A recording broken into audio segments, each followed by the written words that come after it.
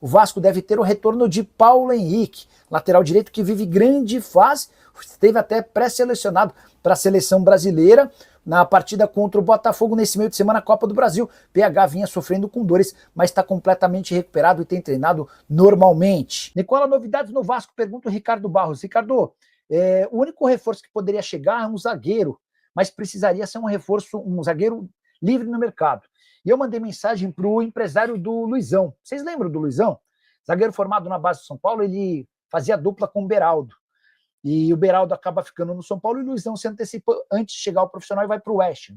Por lá ele não joga, começa a rodar por vários clubes e vai emprestado da Polônia e tal, e rescinde o contrato. Então ele está livre no mercado. E aí eu posso dizer que ele foi sondado por terceiros. Não foi alguém do Vasco que ligou para entender, olha, como é que são as condições, queremos contratar. Era uma pessoa falando em nome dos dirigentes do Vasco para entender se existia alguma chance de negócio e tal, mas o empresário não sentiu muita firmeza. E o que eu entendi do Luizão é que o Luizão vai acabar se mudando para o futebol europeu, tá? Ele preferiria jogar no Brasil, tinha a disposição de voltar para cá, mas diante da falta de propostas e também com a possibilidade de ganhar mais dinheiro no exterior, capaz dele pintar em alguma das janelas abertas, tá? Ainda existem, deixa eu até listar para vocês as janelas, quer ver, eu tinha feito uma listinha aqui, ó. Vou procurar por Bélgica, tem um arquivo de Word em que eu vou anotando as minhas coisas que eu falo, né? Bélgica, quando as janelas que ainda estão abertas fecham. Eu peguei as principais janelas ligadas ao mercado brasileiro, de clubes que costumam contratar jogadores daqui. Bélgica, segunda-feira. Arábia Saudita, quarta-feira. Turquia e Rússia, quinta-feira. Grécia e México, sexta-feira. Essas são as próximas janelas com prazo de inscrição se encerrando, tá bom? Boa noite, Nicola. Luizão aí, São Paulo fechando com o Vasco. E eu vou perguntar para o empresário dele, para o Wagner. Eu acho até que pode... Enfim, o Luizão está ali. Wagner, boa noite. Tudo bem por aí? Pessoal do Vasco te procurou. Vamos ver se a gente consegue alguma atualização ao vivo, tá? Frederico Leite deixou like 48. O Matheus Cardoso, Pedro Rocha é de destaque na Série B e não vejo nenhum time da Série A contratar. Não seria uma boa? Matheus, deixa eu só lembrar, eu falei com o empresário dele outro dia, deve estar nas minhas anotações, Pedro Rocha. Ele foi procurado por 3 clubes, aqui ó. Ele foi procurado por Fortaleza, não, nada disso. Peraí, tô lendo aqui o papo que eu tive com o empresário dele.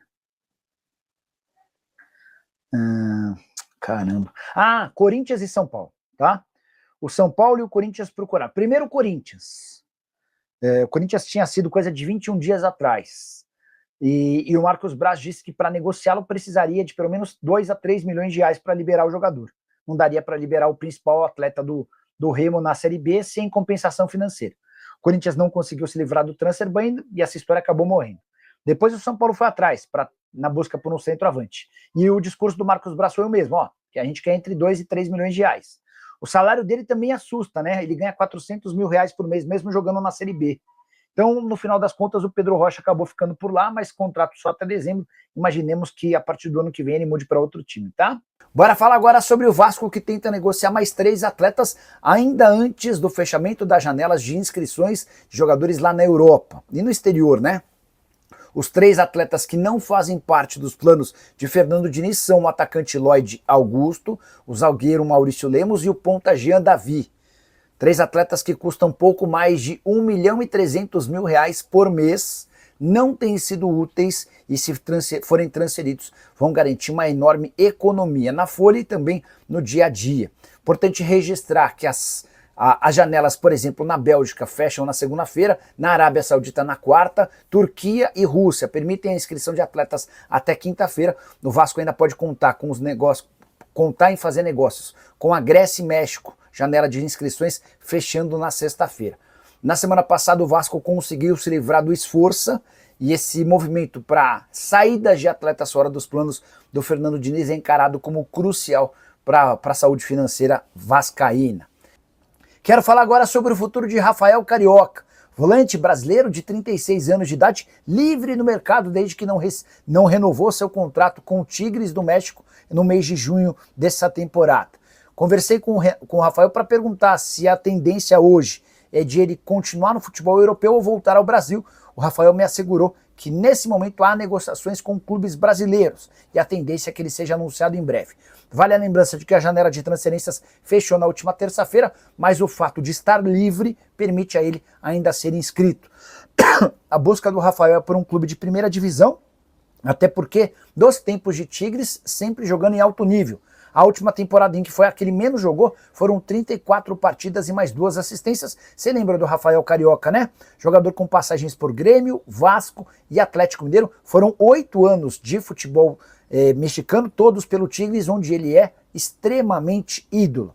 Só para completar, lembrar que em 2015 ele chegou a ser eleito craque do Brasileirão em sua posição de volante e também fez parte da seleção do Bola de Prata da temporada de 2015.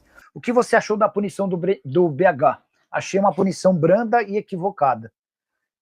Até fiz um levantamento.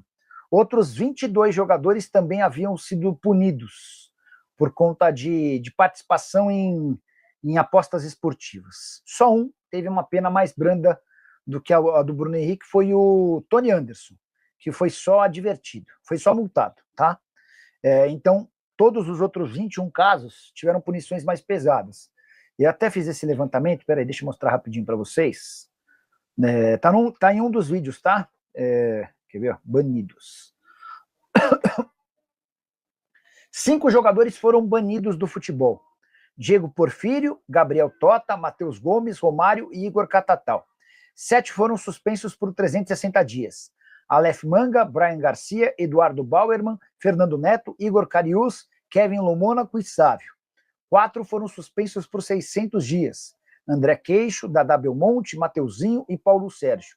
E 5 foram suspensos por 720 dias. O Gabriel Domingos, o Moraes, o Nino Paraíba, o Paulo Miranda e o Vitor Mendes. Paulo Miranda, que outro dia, inclusive, voltou a jogar e voltou na partida que a Lusa foi eliminada. Eu imaginava uma punição maior.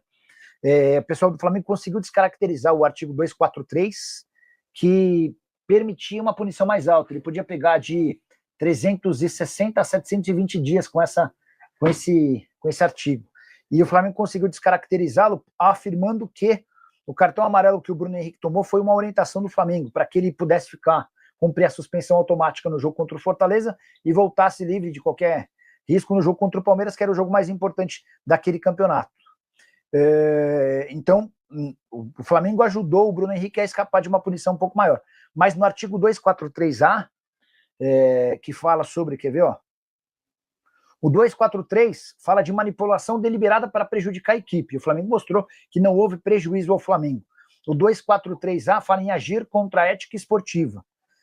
Nesse artigo, o Bruno Henrique pegou a pena mais branda, que eram de 12 jogos. Ele podia ter pego pelo menos até 24 jogos. Eu achei a punição barata, tá bom? Boa noite, Nicola. O Vasco ainda está atrás de zagueiro sem contrato? Então, Edu, ontem estavam afirmando que o Vasco ia atrás de zagueiro da Série B. Eu disse, ó, da Série B não vem. Porque se o cara tá na Série B, o cara tem registro com outro clube. E se tem registro contra o clube, ele não pode mais ser contratado. A janela fechou na última terça-feira. Então, para que o Vasco avance na contratação de um atleta, seja zagueiro, goleiro, qualquer posição, esse cara precisa estar desempregado, tá? Mandei mensagem aqui para o empresário ele chama Wagner, do Luizão, para ver se tem alguma novidade, tá? A pena do BH pode aumentar caso ele recorra do julgamento? Pode, mas não é a tendência. A tendência é que a pena seja reduzida.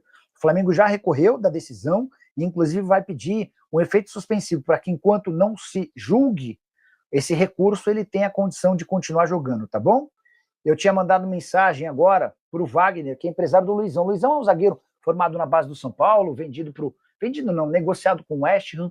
Ele rescindiu recentemente o contrato dele lá no West Ham, está livre no mercado, até por isso pode ser registrado por clubes brasileiros, mesmo com o fechamento da janela. Aí eu perguntei se o Vasco tinha procurado o Luizão. A resposta é que houve uma sondagem de pessoas ligadas ao clube, não nada direto, assim, ó. O Admar Lopes, que é o diretor de futebol, procurou, não. O Pedrinho procurou, não. Uma pessoa ligada ao clube, como é que tá? Enfim.